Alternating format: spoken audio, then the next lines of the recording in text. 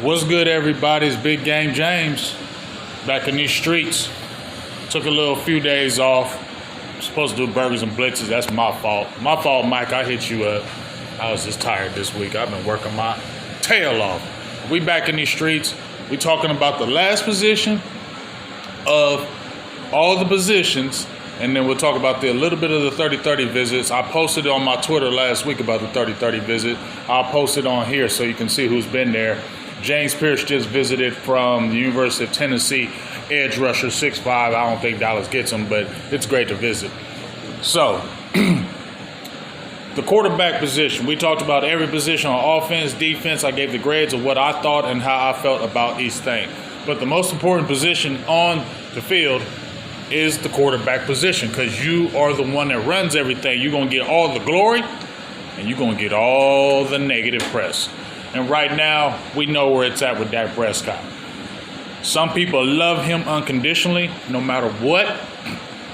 Some people hate him unconditionally, no matter what. And then there's the middle ground people, right? I'm kind of middle ground, because I don't hate Dak. I don't love him. So I'm in that middle ground, but I'm in that higher middle ground. So basically, we can talk about who's there, who's not there. Dak Prescott, Will Greer, and now they added Joe Milton, which was a great pickup because I was so damn tired of Cooper Rush. Not because I hated Cooper Rush, it's just because you didn't really inspire anything for me when you came on the field. I bet you'd be a great coach, though. Will Greer, he's just a body to me. I have a little bit of excitement for him. Has a backup a few years ago, but he's a backup, right? Nothing to get excited about. Let me just talk about Dak Prescott right quick. Y'all know I done made plenty of videos. When Dak Prescott first came in the league, let me just get out what I really want to say. I don't want to do all this long talking, just doing some bunch of jargon for no reason. Dak Prescott is the Black Tony Romo to me now. Dak Prescott is the Black Tony Romo to me. When Tony Romo came in the league, nobody knew about him. This one I was just the crazy Cowboys fan. But I ain't gonna lie, when Romo came in his first 3 years, maybe 4 years, I was loving Tony Romo. Just because you went from never going through all those cycle of quarterbacks, Chad Hutchinson, Drew Henson, Vinny Testaverde, the names can go on. So many bad quarterbacks, right? So when you finally got a Romo undrafted, and he came in with that excitement, because I remember watching his last preseason game of the year when he threw for like 450 yards against Minnesota. I said, we might finally got a quarterback. Boom, we got him. And instantly hit the ground running, right? And you've seen the career. I don't need to go through it. But just like Dak right now, Romo would get all the love and all the hate. We always seen when Tony Romo, and it wasn't always his fault, because we've seen so many games where Romo would bring the team back because the defense was terrible, or the team wasn't good, or was bad coaching mistakes, or Romo would throw some bad interceptions, and then we have to play from behind, and then catch up, play scramble drill, only to either lose in the last second or lose in some crazy thing, or we go all the way to the end of the game and a bad interception. It was just crazy with Romo. Like, it really was crazy with him. And we remember watching ESPN when everybody used to dog Romo. You get what I'm saying? Like, it's funny because they didn't dog Troy Aikman like that because he had all the pieces.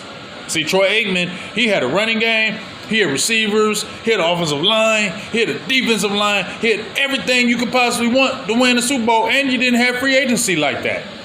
So Aikman, and you didn't have social media. So Aikman, you got lucky. Romo didn't really have social media like that either, but you got lucky, Aikman. Romo came into business undrafted, and that was his knock against him. I know it was, because as good as he was, they always remembered he was undrafted, and almost like they held that against him. You get what I mean? So we all know the December Cowboys, how they would always choke in December and always would give it up. So basically, the first 4 years, I love Romo. Them lean years between like 2011 to 2014, before he got that magical year, I was pissed off at Romo. interception waiting to happen, especially that Washington game where he threw that critical interception. Now, your boy jumped off sides and hurt him, but that critical interception in that would be almost playoff game against Washington, I was just like, man, I'm tired of Romo. That's what I was feeling. That was my feeling against Romo. And Romo, after a while, was not going to be judged. That mug was breaking every passing record, touchdown record, completion percentage, all-time passing yardage, all-time touchdowns. Romo was right there, number one. But that playoff record, and it wasn't just his fault. The team would always play bad. Either they got cold feet with coaching, cold feet with team, and you could see it wasn't all Romo in them playoff games, but he had a contributing thing to it. So nobody cared what Romo did after 6 or 7 years, 8 years in the league. Nobody cared no more. You got to win something now, because now that's what you're judged on, because you done did everything else. And Romo didn't get that chance. That opportunity, the best opportunity he had was 07 and 2014. 07, that was a great team. Lost to the Giants. I don't know how that happened, but Dallas nuts up when it matters the most. And then in 2014, I don't think anybody was expecting anything, but you had a dog team, offensive line, offensive players. The defense wasn't great, but you felt I felt good about that year. Excuse me. And then you saw what happened. They played out of their mind in 2014, and it was sad because you had the Detroit game where you kind of felt you shouldn't have won that because the pass interference, and it kind of maybe came back and bit you back in the Green Bay game. And then I was like, okay, 2014, let's build off that. Then when he got hurt in 2015 and we kept on seeing the injuries, it was like, okay, if this dude gets hurt one more time, it's over for him. What happened? 2016, he got hurt again. And that hurt me because I wanted to see Romo with Ezekiel Elliott. I wanted to see him a whole year with Ezekiel Elliott and see him right through. And in hindsight, I know Dak had that magical rookie year, but in hindsight, I wish Romo could have just played that whole last year with Ezekiel Elliott, been able to see what he could have did with that team, and then from that point, then move on, I guess. But it didn't happen like that. Dak Prescott came in, and when they drafted Dak Prescott, I was like, finally, we got a real quarterback to back up Romo. And so if he gets hurt, we got a real dog that can keep us in the game, and you might have a quarterback for the future.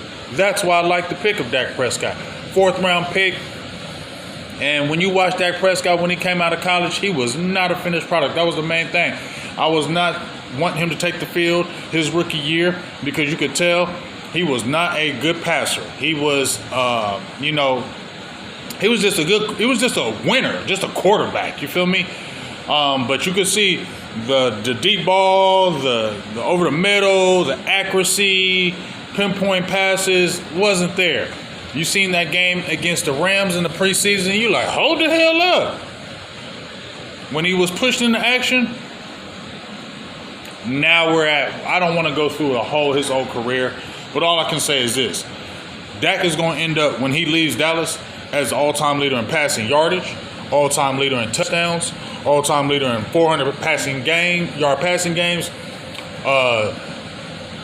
very good winning percentage, dominated the NFC East, has a couple NFC East titles, a winning record by any means, hasn't had a losing season if he started at least, 10 games.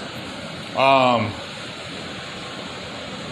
man done did it all as a 4th rounder, and he has got his game better from day one.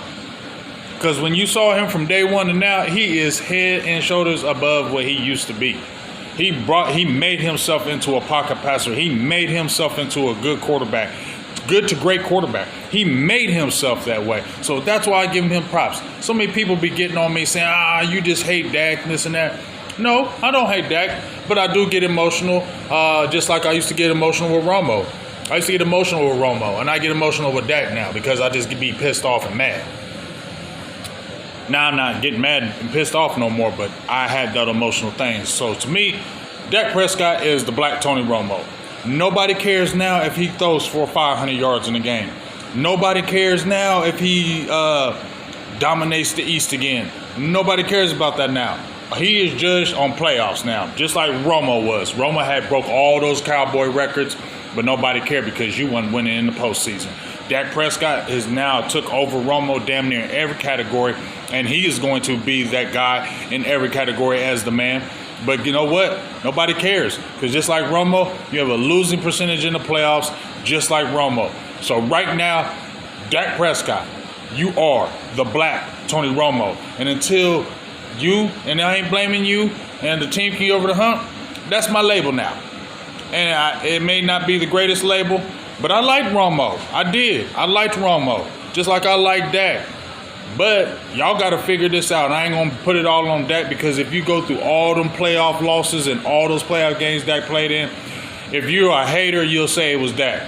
If you're a hater. If you're a pure football person, you will say, come on, dog, that ain't all Dak. That's the team. That's the coaching. But that ain't saying Dak ain't have a part in it. Dak definitely had a part in it. But right now, he's the Black Tony Romo to me. And until you can at least get to a championship or maybe get to that ultimate prize, that's what you're going to be judged on.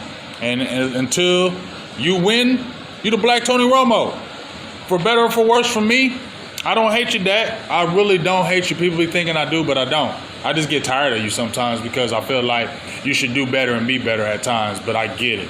It's a team game. It falls on all of y'all. So I'm not going to just circle you out. But at the end of the day, you're the Black Tony Romo right now. And until you win or get to a championship or a Super Bowl, you Black Tony Romo, bro. That's what you are to me.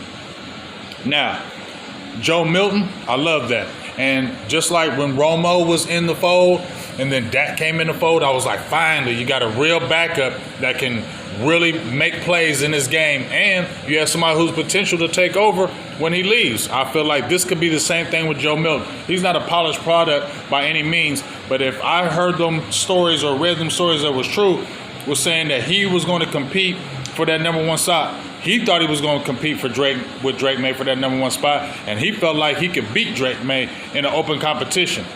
They said, Mike Vrabel said, no, Drake May's the guy, and we don't need that kind of controversy. We don't need that, and he don't want to sit behind him because Drake May's probably going to be the guy for the next 10 years. So he wanted to get a chance to compete and to have a job. Enter Dallas. Now, this is what I'm saying. Now I'm excited, not because you really have a real guy in the back. Joe Milton can really be a guy for you. You just continue to get him better. But he really can be a guy for you. And when Dak ever leaves, he could be your successor. So, and you got him for the dirt cheap. Better than that Trey Lance. He went to $6.3 million over there for the Chargers. And you got this guy from some draft picks, and he's still on the rookie deal. That was a great move. So, I'm going to give the Dallas Cowboys grade a B because I think Dak is a very good quarterback. I like Joe Milton in the fold. I don't think Will Greer's anything, but those two guys in the fold, I think it gives you a B. And no matter what I say or I can hate sometimes, Dak owns damn near every Cowboys record, and it hasn't just been all his fault. It hasn't. It hasn't. I can't sit there and look you in the eye and say it's been all his fault because that's not true.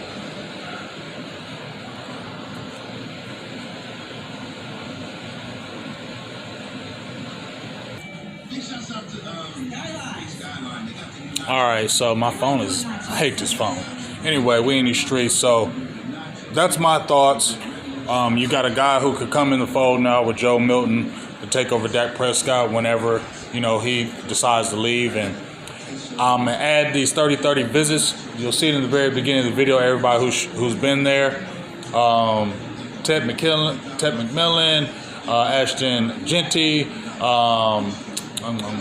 Savion Williams, Dallas Day, the kid from East Carolina, Ravel, Chevron, I believe, cornerback,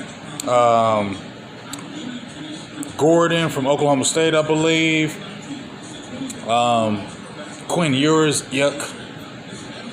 Alfred Collins, they're going to draft him from Texas. They're going to draft him.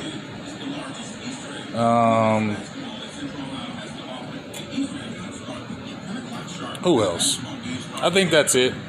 Oh, and you still got 3 free agents out there you can still get. Asante Samuel's still out there. Amari Cooper still out there. Keenan Allen's still out there. Even Tyler Lockett's still out there, I think. So, do what you will with it. I gotta get back to work. We busy as hell. Big Game James, man. We out. Check this out. Peace.